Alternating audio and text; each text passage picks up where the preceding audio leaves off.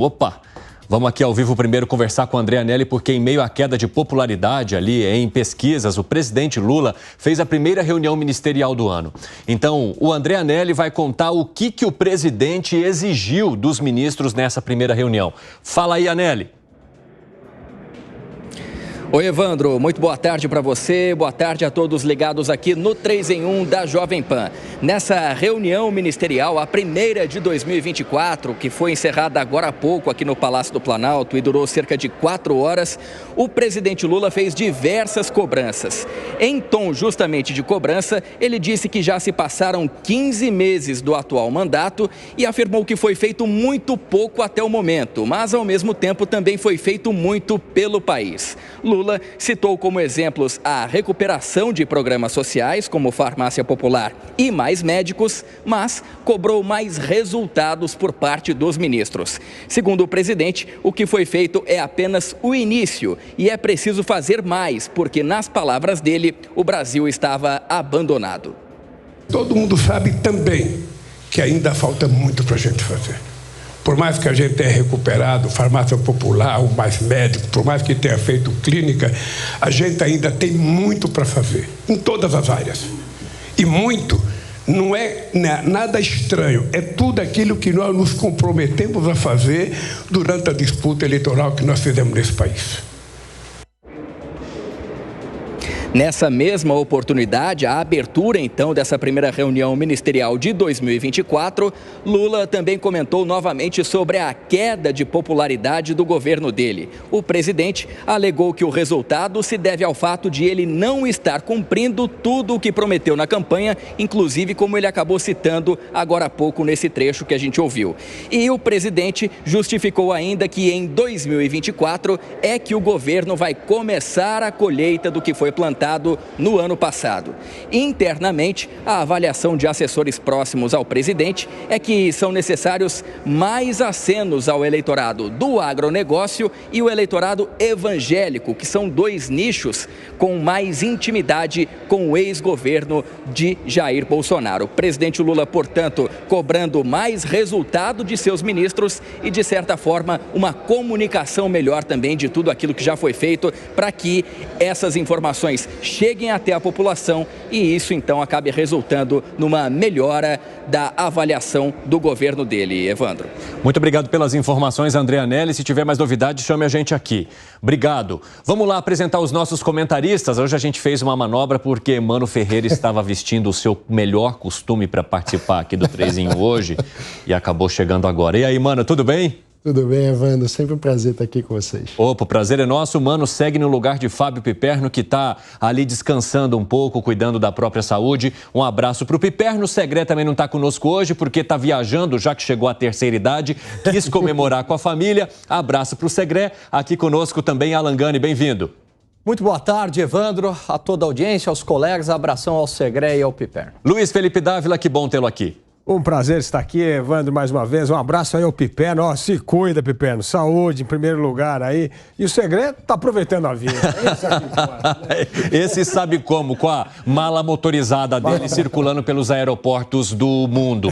Quero começar falando com vocês sobre essa reunião ministerial. Alguns ministros, inclusive, deixaram de fazer viagens importantes, né? Ricardo Lewandowski, ministro Fernando Haddad, para essa primeira reunião do ano com o presidente da República, que fez uma cobrança. A gente precisa entregar mais. É algo natural nesse segundo ano de mandato de Lula ou alguns ministros ou algumas pastas precisam entregar mais de fato, hein, Mano?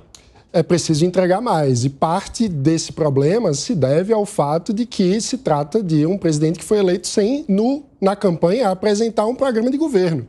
Então, quando você começa o governo sem ter clareza de qual é o projeto que você vai tocar para o país, acaba sendo natural que, com uma série de remakes de governos passados, você fique aquém das necessidades do país, porque o tempo mudou, o projeto do PT não se atualizou nesse contexto. Então, é natural ver as dificuldades que estão sendo mostradas agora na prática, dado que não houve um programa de governo efetivamente discutido com a população. Você fala muito sobre essa questão de programa e planejamento, Luiz Felipe Dávila. Se formos olhar para o ano de 2024, no teu ponto de vista, quais são os principais desafios que as pastas ou estas pastas que você mencionará precisam enfrentar? Bom, primeiro, é bom que o presidente da República reconheceu que o governo não entregou o que deveria ter entregue para a população. Isso já é um bom sinal, sinal de que ele mesmo reconhece que o governo dele precisava ter entregado mais para a população. E é realmente uma coisa, assim, inusitada. Um governo que teve crescimento econômico, praticamente pleno emprego, aumento da renda e o governo com popularidade em baixa. O que mostra que não adianta ter apenas alguns indicadores, não. O governo precisa se engajar em coisas estruturais do país. E aí, Evandro, é que está a história da falta de programa de governo, como bem mencionou o Mano. Quando você fala estruturais, você está querendo dizer o que especificamente, Dávila? Olha, eu estou dizendo assim, tinham 3 coisas que o governo tinha que fazer com cara de PT e não foi feito. Primeiro, a pauta do meio ambiente. Eu já falei que reiterei várias vezes que a maior alavancagem para o Brasil ter um crescimento econômico sustentável, principalmente desenvolver a capacidade econômica dos estados mais pobres do país, é justamente a pauta ambiental. O que é isso? Pegar a terra degradada, plantar árvore, continuar investindo mais em energia solar, eólica, essa expansão da fronteira agrícola, porque o agro tem que estar na pauta ambiental, porque a gente quer o agro sustentável. Isso é cada vez mais importante, inclusive para a exportação brasileira, saber a origem de cada produto. E os agricultores responsáveis também têm interesse nisso, né? Eles querem isso. Então, essa pauta conciliaria a questão global de maior importância para o Brasil, que é ter uma pauta relevante na questão ambiental, era trazer o agro para participar dessa pauta, portanto, fazer aí um agrado ao agronegócio que esteve muito ligado ao presidente Jair Bolsonaro. Então, esse é o primeiro ponto. O segundo ponto fundamental é o combate à miséria. Eu digo que eu fui candidato a presidente pelo Partido Novo, chamado de direita, era o único candidato que apresentou um plano para acabar com a miséria no país em 4 anos. O que é isso? É focalizar os programas justamente na miséria, no combate à miséria. É isso que a gente precisa fazer. E essa é uma bandeira que a esquerda deveria ter abraçado e feito. Nada foi feito nesse sentido. E a terceira bandeira, que é a outra muito importante para o país, para aumentar a competitividade, produtividade, geração de renda e emprego, é a infraestrutura. E aí também ficou muito aquém, principalmente porque o próprio governo criou um problema lá no início do mandato com a história do marco do saneamento, praticamente querendo rever algo que traria o investimento para o maior programa socioambiental do mundo, que é dar saneamento, esgoto tratado, água tratada, no caso do Brasil, esgoto tratado para 100 milhões de brasileiros. Então, isso retardou o investimento, criou insegurança jurídica, alguns investidores ficaram muito preocupados com isso.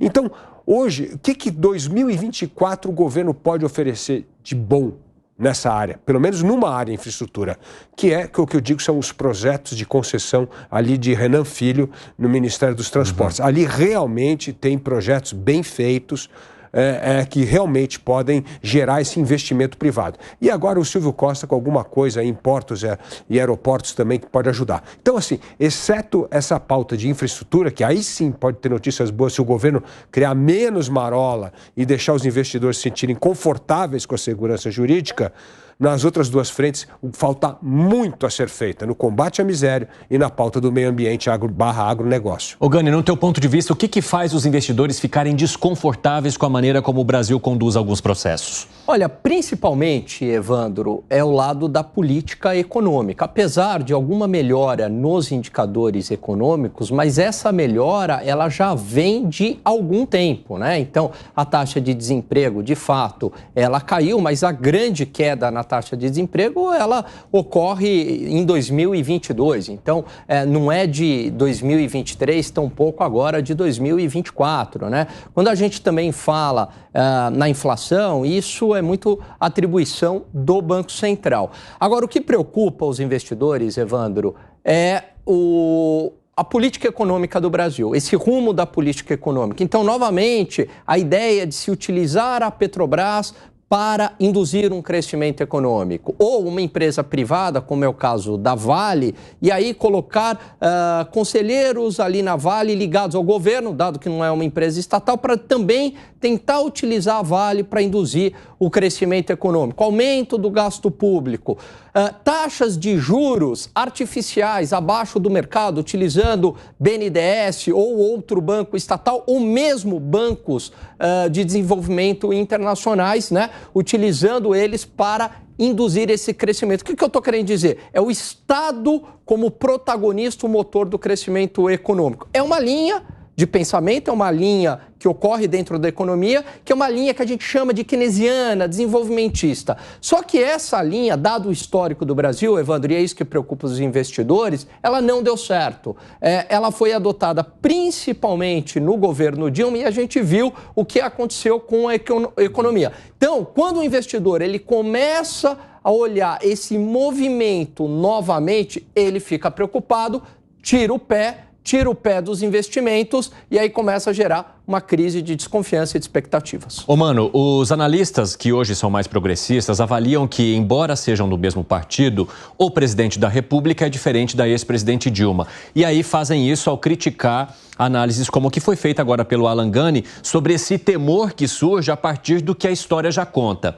Dá para fazer uma comparação? Dá para ter certo temor? Ou realmente são muito distintos quando olhamos para um e para outro governo? Olha, eu diria que o Lula, do ponto de vista político, é um camaleão de muito talento, né? O Lula conseguiu, ao longo da história, representar diferentes modelos. Então, há um ciclo no início do primeiro governo Lula, onde há a manutenção do tripé macroeconômico construído durante os governos Fernando Henrique Cardoso, onde, de fato, é possível falar, inclusive, que ali houve o maior superávit primário da história do Brasil.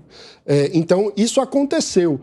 Mas também foi Lula que trocou a política econômica e nomeou o ex-ministro Guido Mantega, que depois continua ao longo dos governos Dilma. Então, a mudança de mentalidade na execução do governo ao longo do período do PT foi conduzida pelo próprio Lula. E também foi Lula que escolheu a Dilma como sua sucessora.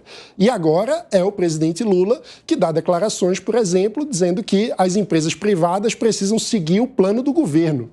Então, isso é o tipo de mentalidade, e ele falou isso, se referindo, por exemplo, à Vale do Rio Doce, a antiga Vale do Rio Doce e a atual Vale. Ao trazer esse tipo de declaração, Lula reproduz uma mentalidade dirigista, de um Estado que, do alto, lá de Brasília, vai dirigir todos os caminhos da economia brasileira, o que remete diretamente a essa mentalidade que o Gani trouxe. Então, o que eu diria, Lula, em sua história, teve dois modos diferentes de conduzir a política econômica e agora, ao ter o ministro Haddad, ele deu uma sinalização do Lula 1, digamos assim, mas, ao mesmo tempo, com diversas medidas, como os decretos do marco de saneamento, bem falado pelo Felipe, como essas declarações a respeito de qual seria o papel da Petrobras, de qual seria o papel da Vale, ele acaba reproduzindo os ecos desse Lula 2, digamos assim. Então, gera essa desconfiança, e desconfiança significa incerteza. E, do ponto de vista do investidor, isso atrasa as decisões de negócio. Eu percebo que aquilo que vocês apontam como necessidade de interferência do governo em áreas que ele não deveria tocar gera arrepio em vocês. E até onde que a gente percebe que há um limite ou que esse limite é ultrapassado no teu ponto de vista, hein, Luiz Felipe Dávila? Bom, passado todo o dirigismo estatal na economia gera pânico no setor privado, porque o setor privado está olhando a história como o mercado, como é que funciona o mercado, oferta, demanda, concorrência, competição e tal. Na hora que o mais importante é a interferência do governo e o sinal que ele vai dar, prejudicando um e beneficiando o outro, isso apavora o mercado não gosta disso. Né? Então, essa insegurança jurídica que nasce justamente porque o Estado passa a ser indutor, intervencionista, e isso muda as regras do mercado, embaralha as cartas e fica muito difícil para o investidor entender o grau de risco, o grau de imprevisibilidade das regras e de cumprimento de contrato. É isso. Ainda mais, a gente está falando aqui, que como eu mencionei, tanto o Gani quanto o Mano, que se a grande oportunidade hoje do Brasil está, por exemplo, infraestrutura e meio ambiente são 2 investimentos de longuíssimo prazo. Investimento de longo prazo, se você não confia nas regras do jogo, não tem investimento. Ninguém vai colocar investimento durante 20 anos, capital intensivo, numa coisa que você não sabe o que vai acontecer lá na frente. Se o governo amanhã vai confiscar, vai desapropriar, vai dizer que tem que reestatizar, tudo isso gera enorme insegurança. Agora, eu queria tocar num ponto aqui que é fundamental. O Brasil não cresce há 40 anos, ou seja, a gente tem um crescimento muito baixo, aí abaixo de 2% em 40 anos. Então esse não é só um problema do governo Lula, é um problema de todos os governos ao longo do tempo. E qual é esse principal problema? Nós temos uma das economias mais fechadas do mundo. A gente é quase uma Coreia do Norte economicamente, é uma coisa absurda. O Brasil, imagina, nós somos a 9ª economia do mundo, e nós não representamos sequer 2% do comércio internacional. Ou seja, o Brasil exporta menos que a ilhinha de Taiwan. Então, essa economia fechada prejudica demais o crescimento econômico, a recuperação da competitividade, da produtividade. E o único setor que compete internacionalmente é o agronegócio. Então, o que a gente devia fazer? Aprender com o agro para o Brasil ter uma política de Estado para essa abertura econômica. Nós não vamos voltar a crescer se o Brasil não crescer no comércio internacional, se o Brasil não abrir sua economia. E este é um problema dos governos de direita e de esquerda nos últimos anos. Ô Gani, a gente trouxe vários temas aqui e para arrematar essa conversa, tem um que está muito em alta nesse momento, que é o da segurança pública. Provavelmente ele deva ter entrado também nessa reunião ministerial. Com certeza. E essa reunião ministerial ela é muito oportuna porque o presidente ele está muito preocupado com a queda da sua popularidade. Então, quando ele toca nesse assunto que precisa fazer mais, ele está falando, olha, eu estou sendo atingido, minha popularidade está sendo atingida, ministros, vocês não estão entregando o suficiente. E um dos grandes problemas, talvez o maior problema hoje, é a segurança pública, né? Então, a sociedade quer uma resposta efetiva. A partir, mais ou menos, de 2018, isso entrou para valer no debate nacional. E aí a população, ela cansou da impunidade. Prova disso é que ela quer o fim da saidinha, não que isso vá resolver o problema, mas simboliza muito essa pauta de segurança. Então, o governo vai mal, né? E, aliás, historicamente, o Brasil não entrega bons resultados em segurança pública, vai mal nessa área justamente com a dengue, né? Então, tanto a segurança pública quanto essa crise também sanitária de dengue acaba, evidentemente, afetando a popularidade do governo, porque afeta diretamente a vida das pessoas. Ainda nessa edição a gente vai falar de PL da saidinha, tá? Isso na nossa pauta também, mas eu quero falar de uma outra questão. Você falou da popularidade do presidente da República e há uma preocupação, e o presidente sinalizou isso a ministros do STF, a insatisfação com ações analisadas pela Corte que tratam justamente dessa pauta de costumes. O presidente avalia que o julgamento de temas que provocam controvérsia na sociedade, e aí a gente está falando da descriminalização do porte de maconha para uso pessoal, do aborto, todos esses temas, eles provocam um certo desgaste para o governo. E, segundo o presidente, parte da população não diferencia iniciativas que são do Supremo Tribunal Federal e do Palácio do Planalto, ou seja, do Judiciário e do Executivo, o que causa essa rejeição ao presidente da República. O presidente do STF, ministro Luiz Roberto Barroso, já demonstrou que pretende seguir com essa agenda adiante. A gente já tinha analisado aqui no 3 em 1 o quanto isso era assustador para o governo, porque ele teria de se manifestar sobre assuntos que ele defende de determinada maneira, mas que, já que ninguém está mexendo, a gente não vai mexer também para não lidar com essa questão ou com o impacto disso na popularidade. Pelo jeito não vai conseguir escapar, né, mano?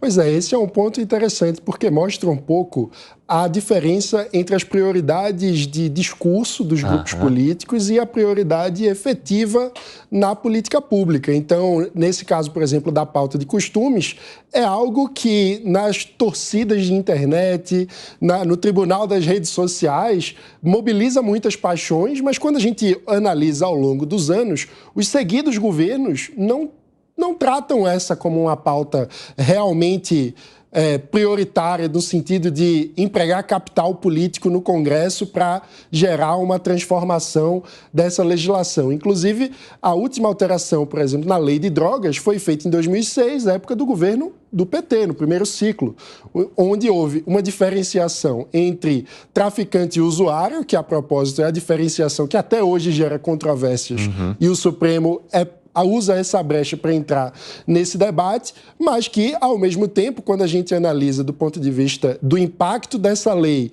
na política de segurança pública, houve um aumento da população carcerária ligada a crimes relacionados ao tráfico de drogas, o que, em tese, contraria o discurso do próprio grupo progressista, da própria esquerda brasileira, que, em geral, trata as drogas como um tema que não deveria ser de segurança pública, mas de saúde pública. Então, a gente vê essa dissintonia e aí, quando a Suprema Corte acaba tendo que tratar dessa questão instada por esse vácuo que existe de regulamentação mais objetiva e bem feita da diferença entre o traficante e o usuário, isso gera pânico no governo. Alan Gani, quer dizer, há uma diferença entre aquilo que o governo gosta de comunicar para os seus, para o seu grupo, para a sua bolha, daquilo que ele quer realmente tocar em frente no Congresso Nacional. Mas você entende que essa preocupação do presidente da República com a falta de diferenciação da população em relação ao que é judiciário e ao que é executivo crível? Ou seja, ele tem razão de se preocupar com isso? Você acha que a população muitas vezes mistura mesmo? Ou isso também é algo que foi provocado pelos próprios poderes? Tem razão, sim. Você sabe que me lembrou uma passagem do livro Vidas Secas, onde o personagem principal, ele entendia que tudo era culpa do governo, né? Então, há essa dificuldade mesmo de separar, porque na percepção do eleitor, aquilo que é feito pelo Congresso Nacional ou pelo Supremo, que também se tornou um ator político hoje em dia, ele entende que tudo é governo, mais do que governo. Ele acredita aquilo tudo ao presidente da República. E, na verdade, tem medidas que vêm do Congresso, tem medidas que vêm do Supremo, tem medidas que vêm do Poder Executivo. Então, a preocupação dele é válida. E aí, se a gente vai para um segmento da população mais politizado, mais esclarecido, também, de alguma medida, vai colocar na conta do governo, mesmo que faça a separação entre Supremo e Poder Executivo. Por quê? Porque percebe-se ali, Evandro, que há um alinhamento orgânico entre o que o Supremo defende e o que o governo defende. O que eu estou falando de alinhamento orgânico? Não é que há um conluio entre Supremo e governo, não é isso. Mas para onde o Supremo está indo, as ideias do Supremo, que o Supremo defende, acaba indo ao encontro do que o governo defende. E, relacionado a essas pautas de costume, custa muito caro ao governo. Então, ele está correto no seu diagnóstico e é claro que isso também pode afetar a sua popularidade. À medida, por exemplo, que passa uma pauta como aborto ou descriminalização das drogas no Supremo, a população vai acreditar isso ao governo federal. 4h23, pessoal da rádio vai para um rápido intervalo. Daqui a pouco espero vocês, hein? Não saiam daí. Nas outras plataformas, seguimos. E aí, Luiz Felipe Dávila, como é que você avalia? Não, eu concordo que a população acaba confundindo os papéis, mas quando ela não confunde esses papéis, é que o campo está muito bem delimitado. Eu vou dar um exemplo aqui. Por exemplo, o combate à Lava Jato, se você fizer uma pesquisa aqui na Paulista, todo mundo vai dizer que é culpa do Supremo. Porque o que acontece? O governo ficou isolado desse tema, deixou só o Supremo tratar dessa bola, não politizou e a discussão ficou no Supremo. Agora, essas pautas que a gente está tratando aqui, qual é o problema? Porque ela é tratada em todos os fóruns, no governo, no Supremo e no Congresso. Aí cria ruído. Quando cria ruído, todo mundo debita a conta no governo. Mas isso é porque cria ruído. Por exemplo, a pauta do aborto está sendo tratada no Supremo. Se a militância aqui do governo ficasse quieta, ia ser um problema do Supremo. Agora, todo mundo entra para falar, opinar, inclusive a ministra da Saúde. E aí o que acontece? Aí parece que é a pauta do governo, do Supremo, do Congresso, de todo mundo. E aí a culpa é do governo. Então, é interessante que uma das coisas na equação política, para você isolar uma variável, tem que deixar o outro falar e você não falar nada. Porque se todo mundo fala, a culpa vai ser do governo. Então, esse é o ponto.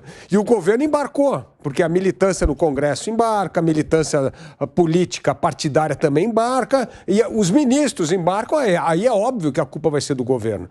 Então, isso exige uma certa inteligência política. Se você quiser que esse assunto seja, olha, isso aí é criança do Supremo, essa criança do Congresso, o governo tem que se abster do debate. Mas é que ele não consegue, ele tem coceira para participar de tudo que está os temas que estão na mesa. E aí causa ruído. Sendo que, aí tem a divergência, que a sociedade brasileira, na sua maioria, é uma sociedade conservadora contra essas pautas de costumes que são muito mais libertárias para essa turma da esquerda. Então, aí nós temos um problema. É uma dissonância entre o que a maioria da sociedade acha e como o governo atua. E ao misturar, escutar ministro supremo, ministro de Estado e parlamentar falando sobre o assunto, aí a conta cai no colo do governo. 4h26 da tarde, o pessoal da Rádio está de volta e nós estamos debatendo aqui o possível desgaste que pautas que estão no STF, principalmente essas pautas de costume, como drogas e aborto, possam gerar algum tipo de respingo ou consequência na maneira como a população enxerga o governo federal. O que foi, mano? Eu acho interessante que parte da origem desse fenômeno tem a ver com o tamanho da nossa Constituição. O fato de que nós temos uma Constituição que é a maior do mundo em tamanho mesmo, em número de palavras e páginas, faz com que a grande parte das questões nacionais acabem virando questões constitucionais para serem tratadas pelo Supremo. Então, isso acaba gerando esse grau de politização e de compreensão por parte da população de que o Supremo está tratando de pautas que deveriam ser da política. Porque no desenho das nossas instituições, a gente acabou, de fato, colocando muitas coisas no âmbito da Constituição e, portanto, no âmbito da alçada do Supremo. Então, é um paradoxo que é difícil da gente lidar. Uma saída possível seria tentar fazer um grande pacto supra-ideológico de desconstitucionalização das normas, ou seja, tentar manter na Constituição apenas o que é estritamente constitucional em qualquer lugar do mundo e diminuir o status legal, transformando em lei ordinária todo aquele resto que poderia não ser necessariamente tratado pela Constituição. Isso ajudaria a desafogar um pouco o Supremo, que inclusive também tem muitas causas. Quando você olha o número de julgamentos feitos no Supremo brasileiro em outras cortes constitucionais, o Brasil é muito acima da média. Então, seria um caminho possível para lidar com esse tema, mas isso demandaria um amadurecimento da pauta por parte dos grupos políticos diversos, porque, no fim das contas, todo mundo teria que abrir mão de ter aquela sua parte de estimação que está na Constituição. E, portanto, é mais difícil de ser alterada pelo Congresso, de você baixar o sarrafo legal de uma alteração que você pode achar importante. Isso é muito interessante, mano, e condiz justamente com uma reflexão que eu estava fazendo enquanto você argumentava, que é o fato de o Supremo Tribunal Federal, ele não vai lá e definir nada sozinho, ele precisa ser provocado. E, na maioria das vezes, ele é provocado justamente por partidos políticos. Há também uma necessidade desses partidos, então, já que querem debater esses temas, em vez de fazer a provocação, trazer o tema para dentro da sua própria casa, porque são esses partidos que integram hoje o Congresso Nacional, que é quem legisla. Então, voltando àquilo que eu falava, Evandro, que há um alinhamento orgânico entre o governo e o Supremo Tribunal Federal. Então, alguns parlamentares, já sabendo desse alinhamento orgânico, ideológico, o que eles fazem? Ao invés de tentar ganhar no Congresso Nacional o debate, não. Eles vão lá e acionam o Supremo. Sejam deputados ligados ao próprio governo, no caso ao PT, ou da base do governo. A gente até outro dia aqui citou um aí que é campeão de acionar o Supremo Tribunal Federal. E no passado, apesar, e eu concordo absolutamente com o que o Mano falou, mas no passado isso ainda não era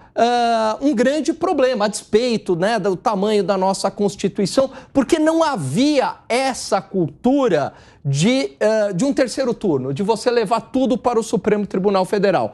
A partir, mais ou menos, de 2013, né? Isso começa a ficar muito recorrente. E aí é claro que também o Supremo gosta desse protagonismo, pega gosto pela coisa e hoje tudo acaba sendo decidido pelo Supremo Tribunal Federal, mas em grande parte porque os próprios políticos adotaram essa estratégia de não aceitar perder no Congresso Nacional ou no Executivo e recorrer ao Supremo. A gente fala também de uma questão muito sobre vácuo de poder, né? Que não existe vácuo de poder. Se alguém não mexe, o outro vai lá e toma conta disso. Ou seja, nessa discussão que nós temos aqui, a gente entende que todos os poderes deveriam dar um passo para trás e olhar ali quais são as suas responsabilidades em vez de transferi-las para o outro poder, o que gera esse ruído no fim das contas, hein, Luiz Felipe Dávila? Com certeza. Acho que aqui teve um ótimo diagnóstico dos meus colegas. Primeiro, o Mano está correto, precisa desconstitucionalizar alguns temas,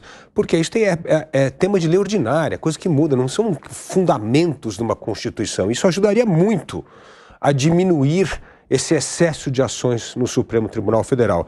O segundo ponto é o que eu trouxe o Alan Gani. Assim, nós temos de entender que a política significa vitórias ou derrotas no parlamento ou no governo. E não dá para, cada vez que você perder, transformar isso num terceiro turno e ir ao Supremo para transformar numa questão constitucional. E às vezes nem tem questão constitucional. A questão constitucional é, na verdade, só uma provocação para tentar desfazer uma decisão tomada pelo Congresso, que deveria ser soberano e parar lá. E aí é que precisaria ter uma enorme sabedoria do Supremo para chegar e falar assim, olha, esse tema nós não vamos tratar aqui, que não tem nada de constitucional. Esse tema tem que ser tratado no Legislativo.